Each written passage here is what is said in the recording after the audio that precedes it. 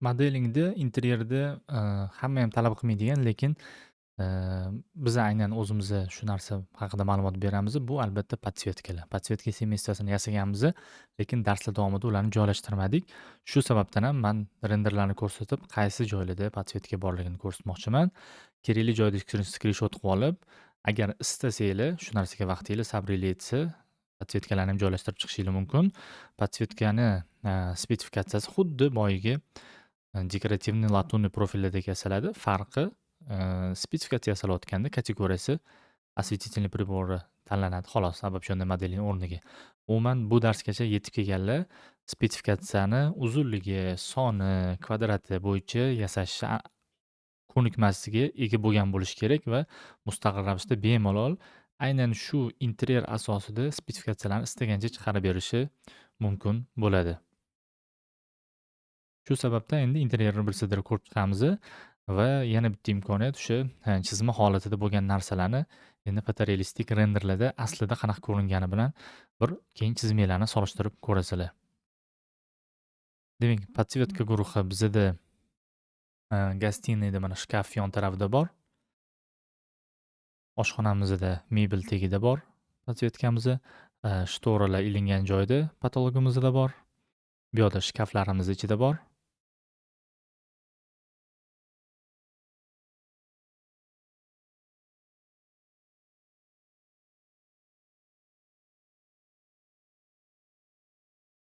Bu sanuzelimiz.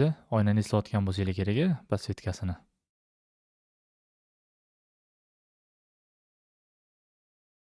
Bu mehmonlar uchun spalni. Mana ikkita kravatli yon taraflarida podsvetkasi bor. Bugungi elektrikada buvib tashlaganmiz.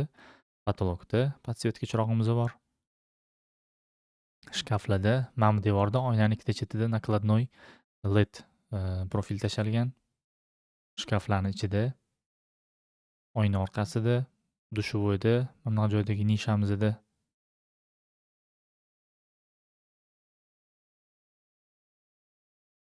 master spalnida kravatning ikkita chetida bunaqa dumaloqli figuramizda, patologimizda, karniz qismida mana bu yoqda yaqqol ko'rinyapti, bu yoqda ham ko'rinyapti. Shkaflarimizda, polkalarning orasida podsvetkalar, oynamiz atrofida buni yasadik. Bu yoqdagi garderobdagi mebellarning ichida tumbamizdan tagida master sanuzelda, patologida master sanuzelda. Va endi kelinglar bu podsvetkani mebelda va patologda joylashtirish yo'lini ko'rsataman. Mustaqil ravishda hamma mebel, patologlar va ushbu videoni boshida ko'rsatilgan joylarda ularni joylashtirib chiqsanglar bo'ladi. Demak, plan расстановки осветительных приборов planida turibman. Bu yerda demak shu shtoralarimizga qo'yiladigan podsvetkani qo'yish uchun semestvaga o'tamiz. Осветительные приборы va bizda mana LED встраиваемый bor va LED накладной bor. Biz kelishgan edik встраиваемыйni, ya'ni mebellarga kirg'izib установка qilinadigan chiroq sifatida, накладной o'sha patologda yoki boshqa mebeldagidek shunchaki yopishtirib qo'yiladigan svet sifatida ishlatamiz dedik. Накладной olib перетаскивать qilamiz. Выбрать плоскость qilib patologimizni belgilaymiz. Probel bilan aylantirib buni LEDimizni qo'yamiz. Bitta chekkasini bu yoqqa to'g'irlab turib, ikkinchi qulog'idan kerakligicha tortamiz. Xuddi shu ko'rinishda qolgan patologdagi shu renderda bundan oldin ko'rsatgan qatta podsvetka bo'lsa qo'yib chiqsanglar bo'ladi va albatta patolog planida keyin unga marka qo'yib qo'yamiz va spesifikatsiya qilganda bunga deylik LED podsvetka bo'ladigan bo'lsa P deb beraylik. Просто подсветка. ISP, ya'ni источник света подсветка bo'lib qoladi va buni spetsifikatsiyasi alohida bo'ladi. Mana buni изменить tipga kirsak, описание va kommentariy tipi razmerosi ham alohida turibdi. Bu patologdagi yoki qanaqadir tirqishlarda, masalan, mana bu yerdagi kravat chetlarida qo'yiladigan variant edi. Kravat chetiga qo'ymoqchi bo'lsak ham shu devor o'zida выбрать рамки qilib 3D'siga o'tib olamiz mana va 3D'siga o'tgandan keyin перетаскивать qilib mana qilib qo'ysak, yuzani belgilaymiz albatta birinchi. Yuzani belgilagandan keyin bu yerdan qo'yib yuboramiz. Keyin buni ushlab Уровень spesifikatsiya 1 polga o'tkazib qo'yamiz. 0 dan boshlansin deb va mana bu devorimizdan balandligi qancha bo'lsa, deylik, mana bu devor ushlasak 2770 ekan. Podsetkamizdan ushlab, длиннасini 2770 qilsak, balandligiga chiqadi. Mana. Va buni burchagiga taqab qo'ysak ham bo'ladi. Align. Mana burchagiga joyladik. Desida bo'lsa buni отступной liniyasi ham bor, shtrixовой. Buni ham razvertkaga qarab regulirovka qo'ysa bo'ladi. Nakladnoy svetni potolokka va devorga qo'yish yo'lini ko'rib oldik. Endi mebelni joylashtirishni ko'ramiz. Сохранить. Plan расстановки mebeliga o'tamiz. Mana bu yerdagi master sanuzelimizdagi mebelda bor edi bizda. Tegida podsvetka. Tak, mebelimizga 3D bilan o'tib oldik. Va buni tagiga podsvetka qo'yishimiz kerak. Семейство. Осветительные приборы, LED встраиваемый. Buni ham перетаскивать qilib, mana bu yuzaga qo'yishimiz kerak. Bu yerda ham разместить на грани desa, сразу yuzani ushlaydi, probel bilan aylantiramiz. Qo'ydik, mana yirtib ichiga kirib oldi. Выровнять qilib, bu orqa devorni ko'rsatib qo'yamiz. Ya'ni mana bu devorga tekislab olsak ham bo'ladi. Va bir chekkasini ikkinchi devorga tekislaymiz. Faqat mebel emas, podsvetkani hozir mebel surilib ketib qoldi.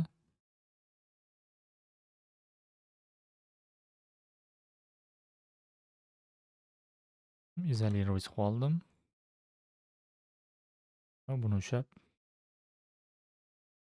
buni surib qo'ya olaman. Buni uzunligi ham, misol mebel uzunligi necha 1,5 metr bo'ladigan bo'lsa, ushlab turib uzunligini 1,5 metr deb beramiz.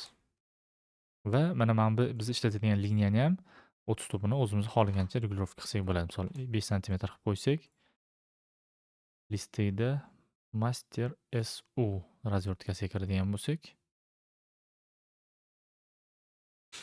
bu yoqda tak ko'rinmayapti. Ozgina oldiga chiqarishimiz kerak menimcha plitkani hisobiga.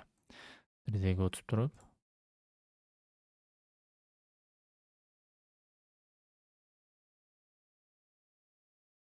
tak 2 sm oldiga chiqarsak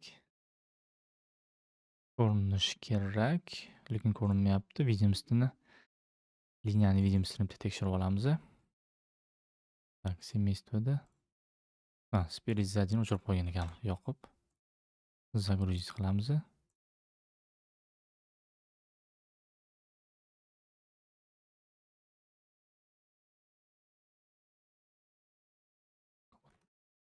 To'pini ko'paytirib turib,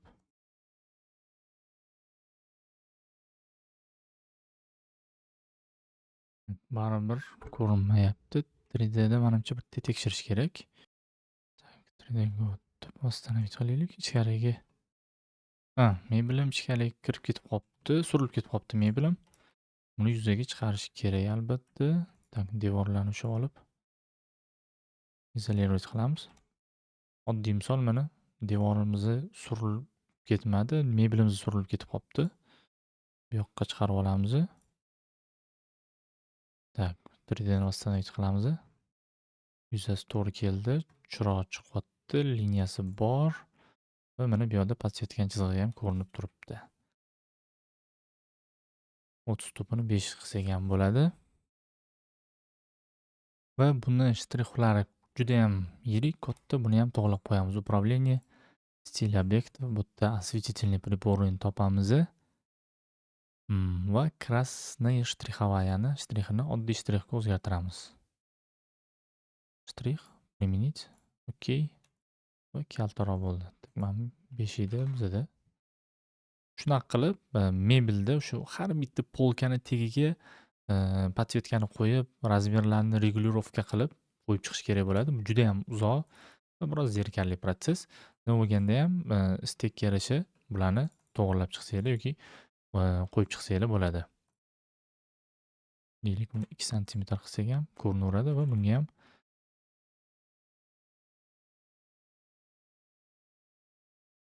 marka qo'ysa bo'ladi. Liniyasiga qo'yib turib, liniyani ushlab, narigimiz P edi. Buni PM qilamiz yoki tak istochnik markirovkada ES qo'yilgan hisobiga M qilib qo'yamiz. Ya'ni istochnik sveti для mebeli bo'ladi o'shanda. Podsetka borligini bilish uchun сохранить qilib qo'yamiz. Endi buni spesifikatsiyasini qanaqa qilamiz deydigan bo'lsak, осветительный прибор ida tak mana spesifikatsiya berganmiz. Ozgina o'ynagan nimani hisobiga, aynan mana shu ledlarni hisobiga. Настройка kiramiz, изменить filtr. Комментарий по размеру yana bitta не равно подсветка deb qo'yamiz. Подсветка ketdi va tepada yana ikkita осветительный прибор qo'shilganini ko'rsatyapti. 3D da buni ham tekshirib olamiz.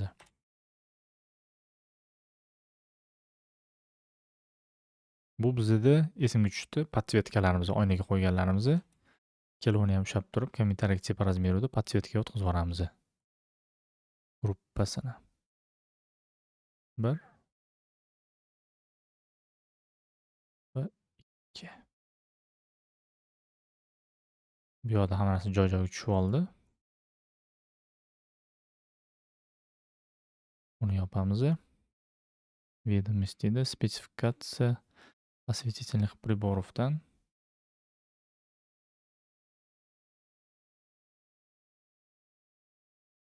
kopiya olamiz. Track 2dan ham olsak bo'ladi. Принцип копировать. Изменить kiramiz. Filtr, комментарий по размеру равно подсветка deymiz. Va bizda mana подсветkalarni qo'shib berdi. Oynaga qo'yilgan подсветkalarni menimcha mebelnikiga qo'shorsak bo'ladi. LED lenta deganiga.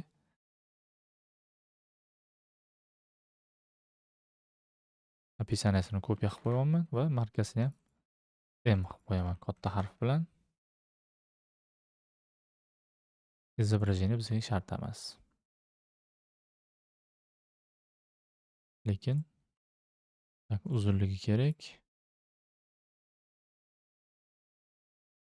Filtrga o'tamiz. Длиннаga вычислить итоги. Sortirovkada только того turibdi. Okey. Uzunliklari va bu yoqda metrajga o'tkazib qo'yamiz buni ham. Format polе. Metri. Nuqtadan keyin ikkita sonni ham yoqib qo'ysak bo'lar ekan. Format polе, nuqtadan keyin ikkita son. Число kerak emas. Soni. Mana bu ikkita LED lenta 0 turibdi. Bu o'sha bizani oynali lentalarimiz. Hozir shu oynalarni uzunligini kiritamiz. Tak listy. Birinchisi bizda sanuzilda edi.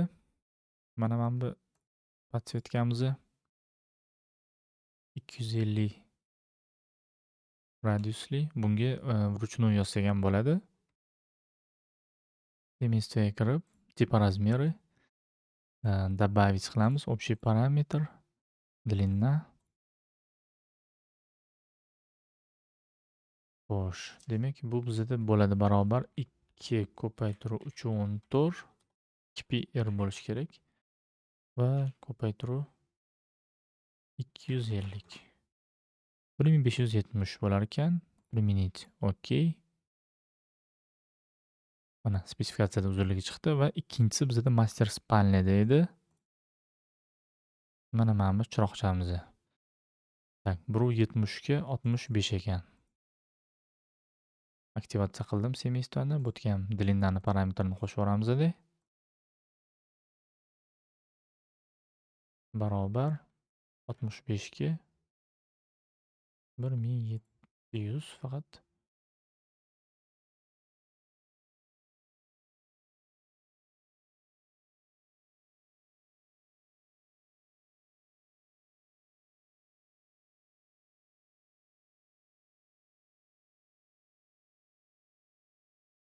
To'rtburchakning formulasini yozib yuboramiz. Perimetrnikini 4700. Okey. Завершить. Так, spesifikatsiyamizga qaytamiz. Mana uchirovning uzunligi bor. Endi bu yoqda sortirovkada Markirovka tipa razmeri turibdi. Tipni o'chirib qo'yamiz.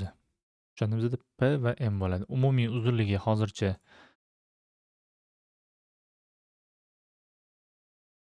15-17 bo'ldi, lekin sizlar har bitta shkafni va patologdagi mebel orqasida, devor orqasidagi podsvetkalarni qo'yganlardan keyin umumiy metrajlarni bitta solishtirib ko'rasizlar. Judayam katta son chiqishi kerak.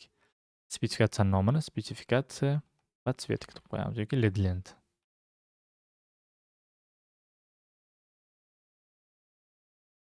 Tak, отмена. Сохранить qilamiz va spetsifikatsiya осветительных приборов varrog'iga qo'yib qo'yamiz. Bir chekkada akkuratniy qo'yib qo'ysak ham bo'lar ekan manimcha.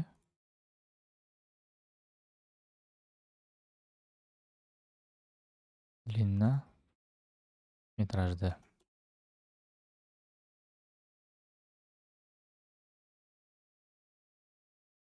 Сохранить.